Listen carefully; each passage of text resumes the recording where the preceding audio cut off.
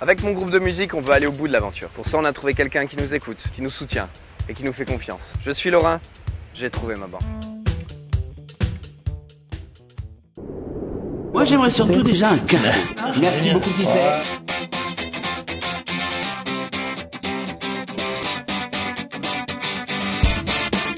Quand on a la chance de cuire une vieille poule.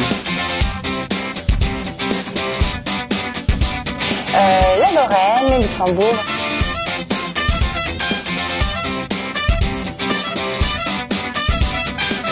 Bonjour, ravi de vous retrouver pour ce bienvenue chez vous, j'espère que vous allez bien. Virginie est avec nous, toute de noir, vêtue, bonjour.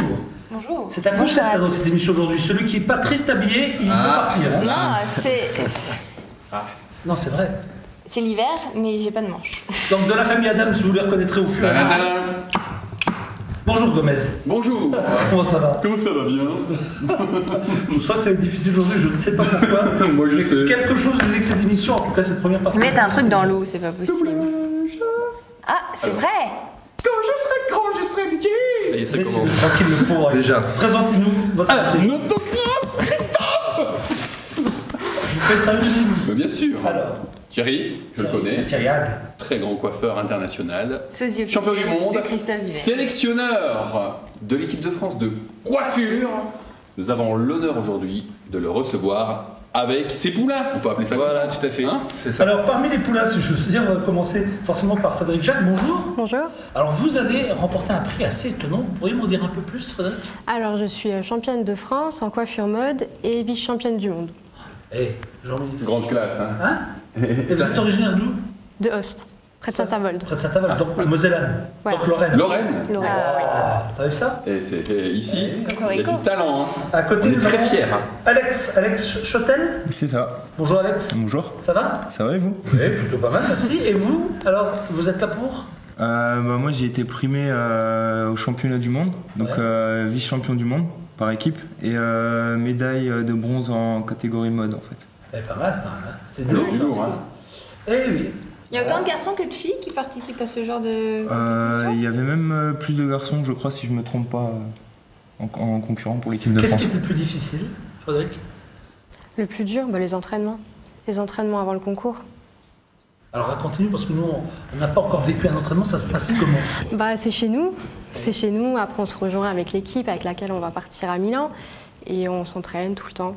Quoi, du Toute matin la au soir, journée. vous faites des coupes? Oui, des on coupes, fait que ça. Ouais, des coupes, des chignons. Ah, vous êtes sur des... C'est sur des mannequins. Ouais, voilà. Ça use moins. Oui. C'est le stress qui est difficile à gérer, j'imagine aussi. Oui, surtout, ouais. On a des images et des vidéos, on vous montrera tout ça tout à l'heure, bien sûr. On va démarrer avec Jean-Michel Faretrin.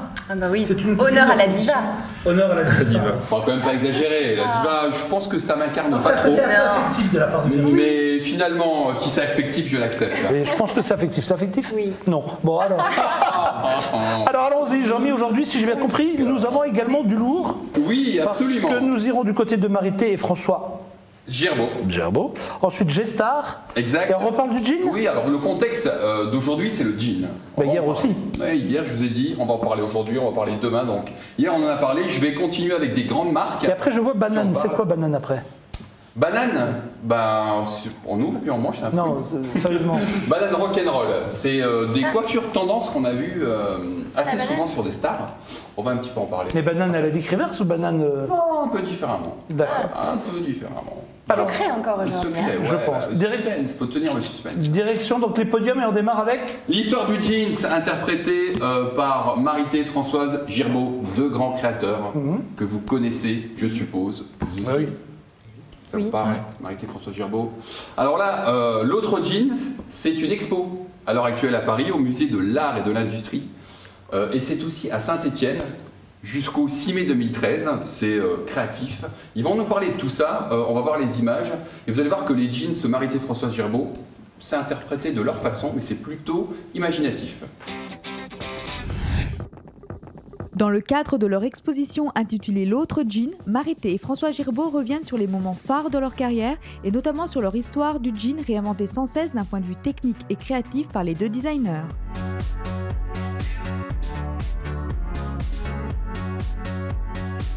Le moment le plus important, je crois, de l'histoire, c'est ce pantalon. ce pantalon qui est le Pinto Jean. On fait effectivement 3 pantalons là-dedans, on les met dans la boutique, on les vend. 200 mètres de tissu, et on refait des pantalons, on les vend et on passe 1000 mètres, etc. Et ça devient un succès. On le voit au stock parce que nous, nos copains, le copain de Marité, c'est Jimi Hendrix, ces trucs comme ça. Donc tout ça, on vit ce truc-là. Et bon, c'est le Pinto Jean qui marque cette époque.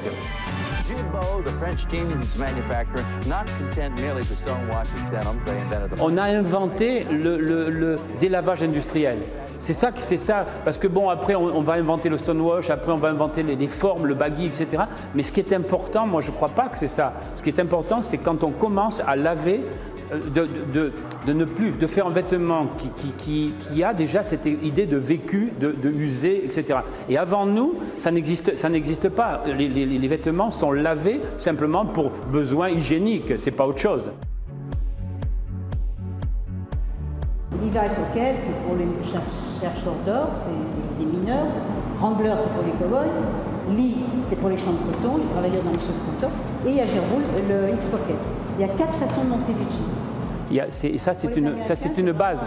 C'est une base. On a vraiment, nous, avec le X-Pocket, avec le truc, on a vraiment positionné l'autre chose, l'autre jean en définitive. C'est pas celui, il est européen.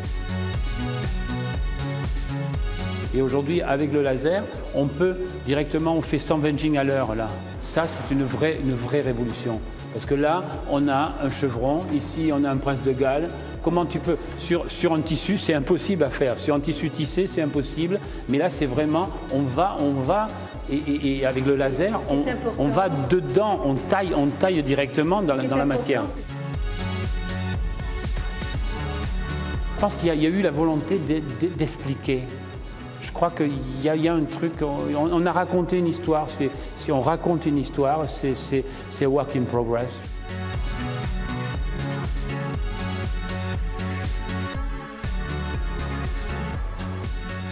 L'histoire du jean, je ne sais pas qu'ils avaient été précurseurs dans pas mal de trucs, mais c'est beau. Exactement. J'aime beaucoup ce qu'ils font. Vous avez vu au laser maintenant, c'est dingue, hein. Fantastique. Hein, le jean, vous en pensez quoi, vous, Frédéric, par exemple? Oh, c'est pas mal, il y a des idées à prendre. Vous en portez? Vous aimez pas le jean, spécialement, non.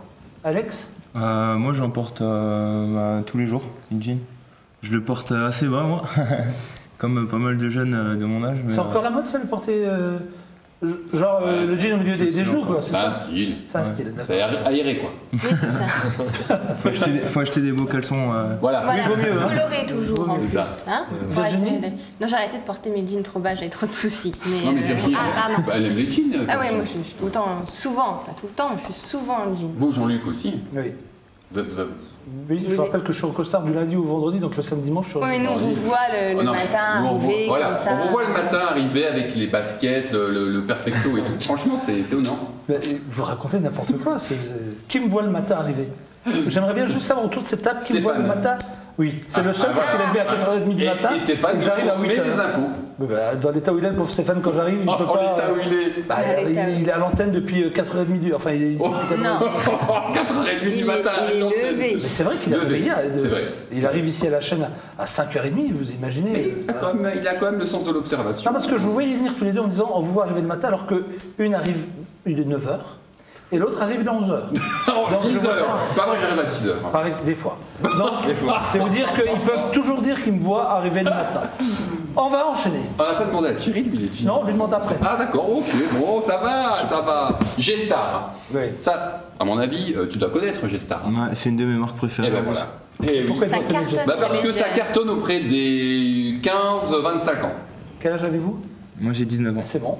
C'est pile poil la cible. Agréable à vivre et surnommé. Non, ça c'est.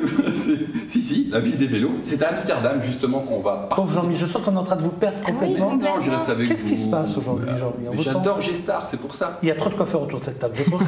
Il y a quelque chose qui fait que Jean-Mi n'est pas à l'aise. La laque, regardez, les cheveux tiennent tout seuls. Non, là c'est plutôt du. Ah oui, c'est avec ça qu'on découpe les murs et tout, j'ai vu dans la pub. Ah oui, mais c'est la mode homme, ça, maintenant. Hein. Oui. Pourquoi vous n'avez pas la même coupe?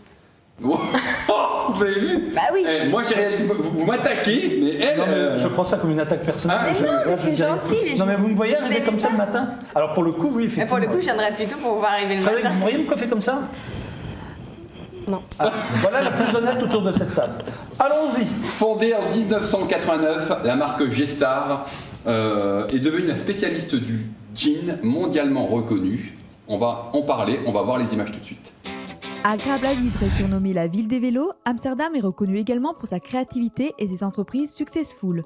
Exemple avec G-Star, fondée en 1989, devenue un spécialiste du jean mondialement reconnu. Aujourd'hui, la maison compte 1400 employés et possède 350 enseignes dans le monde. Son succès, avoir remis au goût du jour le raw denim tout en proposant sans cesse des collections innovantes. Rendez-vous donc en exclusivité dans les bureaux et ateliers de G-Star avec pour guide Remco Nij, styliste depuis 15 ans dans la maison. Nous sommes ici dans notre atelier. Tout commence ici avec Pierre Morisset. Il a une idée, il fait un dessin, puis il vient ici et il demande au tailleur « Est-ce possible ?» Et au début ils répondent « Ah, je ne sais pas. Je n'ai jamais pensé à ça. Comment allons-nous faire ?» Et puis lentement, en réalisant les prototypes et en les essayant sur les modèles, ça finit par marcher. Et je pense que c'est la plus belle chose, il s'agit de chefs-d'œuvre. Ici, c'est la veste que je porte et elle est destinée à une célébrité. Elle a choisi ce tissu, donc on la réalise spécialement pour lui. Pour moi, c'est une sorte de paradis ici. Il y a tellement de choses qui se passent, de belles choses, avec les célébrités et les demandes spéciales. C'est toujours un lieu très créatif autour d'objets uniques, donc c'est très agréable. Quand Pierre Morisset a présenté ce pantalon, nous avons tous pensé que c'était fou. Et quand il a raconté son histoire, celle d'avoir vu un motard descendre de sa moto, que son pantalon avait pris des formes au niveau des genoux, et il a tout de suite pensé « je dois le traduire sur un jean ». Et puis je me souviens très bien, en voyant le premier proto, nous avons pensé que le jean serait invendable, mais Pierre y croyait tellement. Donc on a fait des échantillons, on l'a montré aux clients. Ils ont aussi pensé que c'était fou, que ce n'était pas un jean. Tout doucement, ils ont commencé à comprendre et également à le porter. Et c'était aussi très confortable. Le look était totalement différent. En fait, on a été éduqués avec les jeans à 5 poches, donc c'était complètement une révolution. En plus, on l'a combiné avec du denim brut. Cela a vraiment donné un boost à l'ensemble et maintenant c'est notre pantalon qui a le plus de succès. Elwood, Dexter, New Radar, Raw Essential 3301, sans oublier la collection signée Mark Newson. G-Star multiplie les modèles tandis que les designers dirigés par Pierre Morisset ne cessent d'innover en travaillant sur les coupes, la 3D, le sans couture, tout en cherchant à proposer un jean pour chaque silhouette. Une autre chose intéressante au sujet des silhouettes, c'est que si vous aimez un certain type de silhouette, lorsque par exemple vous vous tenez devant votre miroir, le reste de votre garde-robe n'est plus intéressant, parce que vous êtes bloqué sur cette image que vous aimez. Donc c'est pour ça aussi que nous sommes tellement concentrés sur les silhouettes, car elles procurent quelque chose, elles créent un nouveau look, elles vous aident. Donc pour nous c'est très important, mais bien sûr cela doit rester toujours fonctionnel et confortable. C'est à vous de parler alors, Alexandre, du mot que vous aimez. Bah moi j'aime bien, ouais, c'est ce que vous venez de voir. Ouais. Ouais. Ah, oui. Je vous disais simplement pendant le sujet que j'avais 2-3 jeans G-Star et je trouvais que les coupes étaient un petit peu courbées comme ça et j'aimais pas trop, ça faisait un peu cow-boy. Oui. Et il me disait que c'était pas toutes les formes de jeans de chez G-Star, il y en a d'autres avec des coupes beaucoup plus droites. Droite, ouais, tout à fait. Par contre c'est une belle matière, hein, c'est un jean de qualité. Oui, c'est sûr. Thierry, un mot ? C'est très confortable comme jean. Ouais, mais sur ce que vous venez de voir ? Oui, c'est pas mal. Je préférais tout à l'heure, Marité, François, oui, moi aussi. Gerbeau, je préfère. Oui, bah, c'est plus... plus classe. Un peu plus classe. Jean-Mi. Question. Réponse. Question sur ce dernier sujet. Qui fut à l'origine du jeans ? Ah bah de toute façon, ça peut être... À l'origine ? Oui. Parce que je sais qu'il a apporté en France, mais alors à l'origine... Oh bah, ça doit être les ouvriers, certainement. On dit de Nîmes, ça vient de Nîmes, c'est pour ça qu'on dit le jean... Aux États-Unis. Oui. Les ouvriers. Ok. C'est Lévis, non ? Bien joué. Lévi-Strauss. Lévi-Strauss. Et en quelle année ? Ça, c'est plutôt 1800 et quelques... Alors, après Jésus. Allez, moi je dirais 1870. 1880. 1880. 1880 aussi. Allez. 1870. 1900. 1850. Ouais. Voilà Jean-Luc. Bien fait de me chiffrer. Donc, nous allons tout de suite en image voir l'histoire du jean. Destiné aux chercheurs d'or, le premier pantalon en toile d'énigme créé par Lévi-Strauss naît aux États-Unis vers 1850. À partir de cette date et jusqu'à aujourd'hui, le jean n'arrêtera jamais de faire parler de lui et touchera toutes les catégories sociales, jusqu'à devenir le vêtement le plus célèbre de l'histoire. Retour sur les grandes dates de ce phénomène.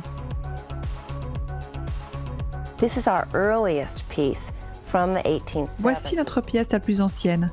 Elle date de 1870. C'est un bleu de travail très typique. Ce n'est pas un article de mode, mais un vêtement de travail, utilisé par des fermiers, des mineurs, des cow-boys. C'est une veste Levi's qui date de 1950. À cette époque, elle est encore portée par des ouvriers et même des cow-boys. Mais elle commence à être portée par les jeunes comme une revendication vestimentaire, une mode, mais aussi une revendication politique. Et par les adolescents qui y voient le symbole de la rébellion et de la jeunesse. Dans les années 60 et 70, il y avait aussi des jeans hippies. Ils étaient très décorés, brodés de perles, imprimés et portés amoureusement jusqu'au bout. L'idéal était de le faire soi-même.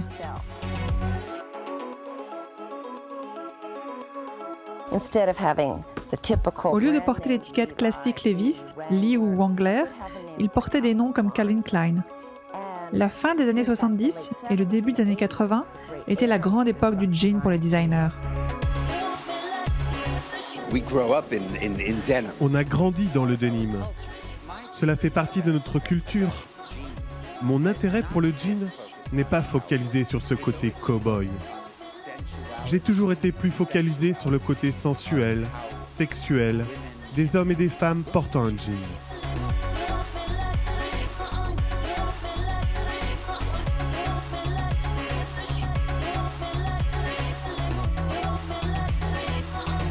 Les créateurs de mode s'emparent du jean, curieux de le travailler chacun de leur façon. Alexander McQueen, Karl Lagerfeld chez Chanel et Jean-Paul Gaultier entre autres vont même jusqu'à proposer un jean ultra travaillé, rebrodé ou ciselé dans leur modèle haute couture.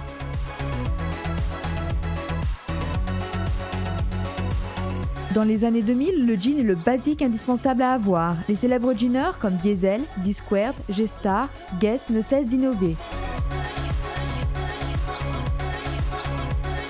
Les people osent le porter dans toutes les occasions.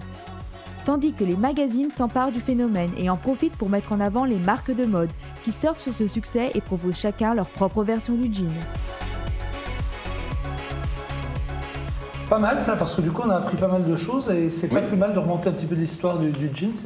Dans tous les cas, tout le monde en a un, donc c'était intéressant de voir. Mais en plus avant, ça avait un esprit très décontracté. Maintenant, c'est qu'on peut tous mettre un jean sans forcément avec une veste passer habillée, pour on peut mettre quelqu'un de maladroit. Ouais, mais à une époque, ce que j'aimais pas trop, c'était les blazers avec des jeans. Je trouvais ça. Ah, le blazer, non. Souvent, non, il y a eu cette période-là où chacun mettait un blazer avec un jean. Je trouvais que l'ensemble n'allait pas. Enfin, je sais pas ce que vous en pensez. Moi, j'aime pas trop. Enfin, j'aimais pas trop puisque les blazers avec les gros boutons, en plus le jean, ça dénotait. Mais maintenant, on peut facilement mettre un jean avec une chemise à carreaux et puis une petite cravate. Je trouve que ça marche plutôt bien. La veste sur le jean, c'est la très veste bien aussi. Ouais, ça fait un peu habillé, un peu décontracté. Vous en pensez quoi, Frédéric et Alexandre? Le jean décontracté porté? Ouais, moi j'aime bien les vestes en jean surtout. Ouais. Alexandre? Moins veste en jean, mais assez décontracté. Produit intemporel, je pense. Jean-Mi, on a encore autre chose à voir, notamment les coupes bananes. Voilà, je voulais vous parler un petit peu des stars en ce moment qui sont plutôt rock and roll. Et la banane, on l'a connue, la banane très chic, portée à l'arrière. Il y a pas mal de stars qui sont des petites bananes rock sur le dessus de la tête. Et je trouve ça plutôt intéressant. On va regarder les images tout de suite. Voilà, regardez, ça fait très rock. Sur un cheveu blond, ça marche plutôt bien. On va voir l'image suivante. Alors elle, c'est pas spécialement une banane, mais c'est un petit volume qui est situé aussi au même endroit avec cette actrice que tout le monde connaît bien, Eva Longoria. Et sur les défilés, ce qu'on nous a demandé souvent, notamment la saison dernière, c'était ce genre de volume qui correspondait à des bananes. C'est pas forcément la banane, mais c'est plutôt le volume au-dessus. Exactement, et plaqué sur les côtés. De la tête. Et ça s'est retraduit finalement avec de la coupe, puisqu'on voit des coupes très très courtes sur le côté et de la longueur sur le dessus. Donc ça correspond toujours à une tendance, les cheveux longs et les cheveux courts au niveau de la coupe.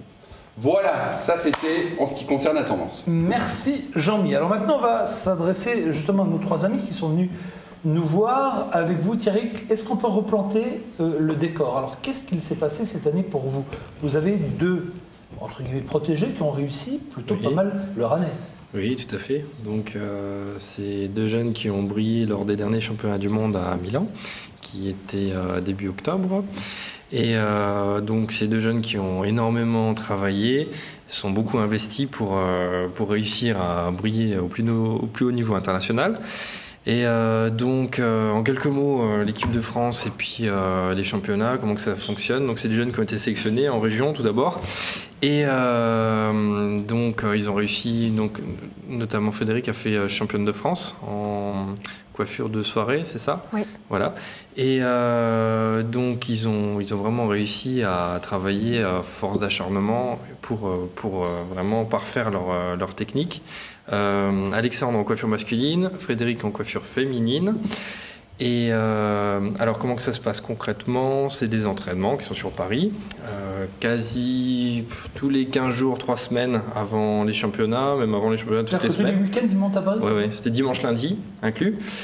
Et en plus, encore chez eux et avec l'aide des entraîneurs. Mais aussi. ils ont libre cours, enfin, ils ont, comment on peut dire, libre cours à leur imagination, c'est-à-dire que chacun peut faire ce qu'il veut, ou alors ils ont des modèles bien spécifiques. Alors il y a des épreuves techniques qui sont plus ou moins imposées, des épreuves mode où la créativité est un peu plus exprimée. C'est quoi par exemple comme épreuve technique, des Épreuve exemples? technique, il y a une coiffure classique. Donc là, faut s'imaginer, tout le monde fait la même coiffure, le même modèle, et il faut sortir les 3 meilleurs. Donc c'est Un carré par exemple? hyper compliqué. Alors c'est une coiffure tout en arrière. La banane, on parlait de banane tout à l'heure, donc en fait c'est tout en arrière, tout coiffé, et un volume carré où il n'y a plus aucun cheveu qui dépasse. Comme Dick Rivers, comme ça. Voilà. Jean-Michel, tranquille. Voilà. Et la deuxième épreuve technique, là c'est tout le cheveu doit être en mouvement sur une forme carrée. Et avec un dégradé de couleur, et on a quelques photos, il me semble. Oui, Là, celle-ci, par exemple. Ça, c'est vous, Alexandre? Oui, c'est ça. Alors, expliquez-moi cette... Ça, c'est pour les hommes? Ça, c'est pour les hommes, oui, effectivement. C'est pour les hommes, ça? Ouais. Voilà, tout à fait. Bah, Jean-Luc, c'est justement ce qu'on voulait vous faire la semaine dernière. Alors, faut vous imaginer ça, c'est de la Formule 1 de la coiffure, en fait. Hein. C'est pas quelque chose qui sera portable dans la rue, en fait. Hein. Mais c'est comme les défilés du grand couturier qui... Concours, hein, voilà. Remontrez-moi cette photo, s'il vous plaît. Explication, Alexandre, alors. Alors là, il faut avoir une base carrée en fait qu'on apporte au brushing, donc l'élévation des racines. Et ensuite, on ne doit pas avoir une mèche raide, donc il doit y avoir du mouvement sur toute la coiffure. Ouais. Après, c'est un gros travail de couleur aussi parce qu'on a 10-11 heures d'application à peu près. Juste pour l'application de la couleur. Pour cette couleur. Ah oui, c'est tellement précis. Il y a 8 couleurs sur 10 cm. Le résultat, il est vraiment beau. C'est vrai qu'on est bien d'accord que, comme vous le disiez tout à l'heure, on est dans la Formule 1 de la coiffure. Oui, là. tout à fait. Et effectivement, c'est chouette. C'est plus une œuvre d'art. Hein. Qu'est-ce qu'on a d'autre en photo que l'on peut montrer à nos amis téléspectateurs? Ah, ça c'est vous, Frédéric. Oui. Alors expliquez-nous. Il est où le modèle à droite? Non, Alex. Allez-y, Frédéric, vous ne laissez pas perturber. Ça, c'est pour notre coupe. On a 40 minutes pour la faire.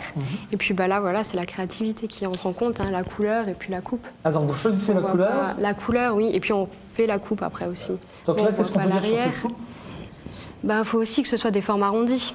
Oui. C'est dommage qu'on ne voit pas l'arrière parce qu'on a plusieurs étages. Autour, on a Je rappelle que c'est vos photos, hein, avant oui, de nous accuser de ne pas vrai. voir l'arrière. Je vais vous le dire comme ça, en Mais c'est vrai que devant, là, on voit pas grand-chose, mais il faut que les formes, elles soient arrondies. Là, on devait avoir un côté rasé et puis un côté long pour que ça donne un effet asymétrique. Et t'es contente, la cliente? On a une autre photo? Ah non, encore d'autres. Ah, c'est toujours vous, là? Oui.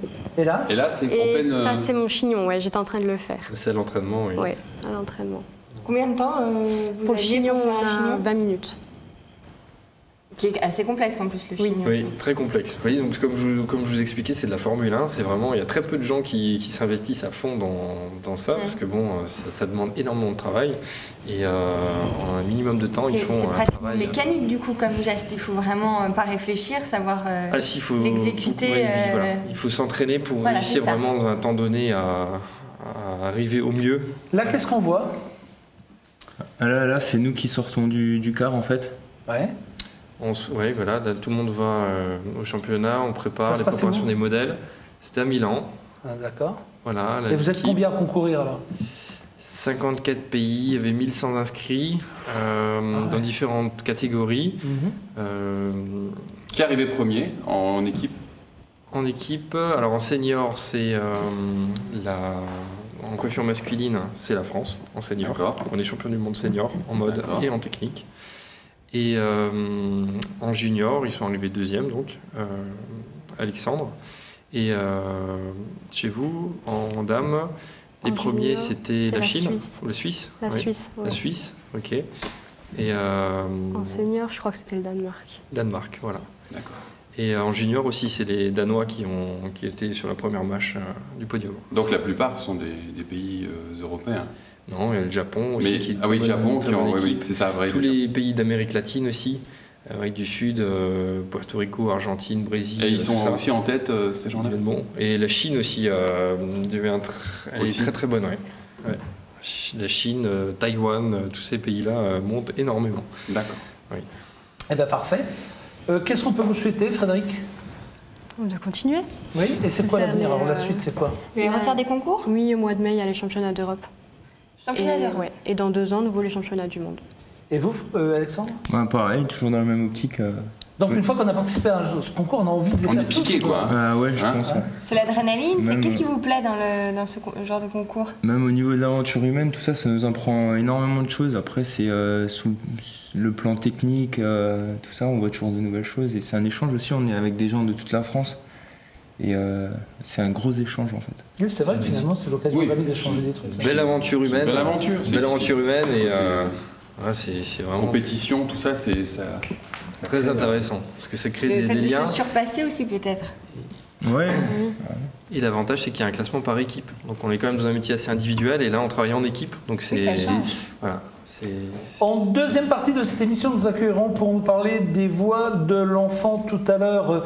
Deux personnes que vous connaissez, en la personne de Mathieu Johan, qui sera là avec nous tout à l'heure, et puis d'un autre artiste que vous connaissez également, qui lui a joué le rôle principal dans la comédie musicale Mozart. Ils seront là tous les deux tout à l'heure pour nous parler d'une belle initiative qui s'appelle La Voix de l'enfant. Donc ils seront avec nous en deuxième partie. En deuxième partie avec nous Roger Quézel. Nous sommes le jour où Roger vient nous faire de bonnes nouvelles. Et nous parlerons également de la Saint-Nicolas, parce que vous savez qu'en région, la Saint-Nicolas reste quelque chose de très fort. Et comme c'est demain. Et comme c'est demain, on est déjà mercredi, oui c'est vrai, comme c'est demain, c'est l'occasion où jamais pas trop de chocolat. Non, c'est pas bon. Pourquoi tu me regardes en me disant pas trop de chocolat? Sur ton bureau, il y a toujours 2-3 chocolats qui traînent. Oui, mais c'est jamais moi qui les mange. On se donne rendez-vous, chers amis, après ces quelques messages. Merci à vous trois d'être venus nous voir. Merci à vous. Merci à vous.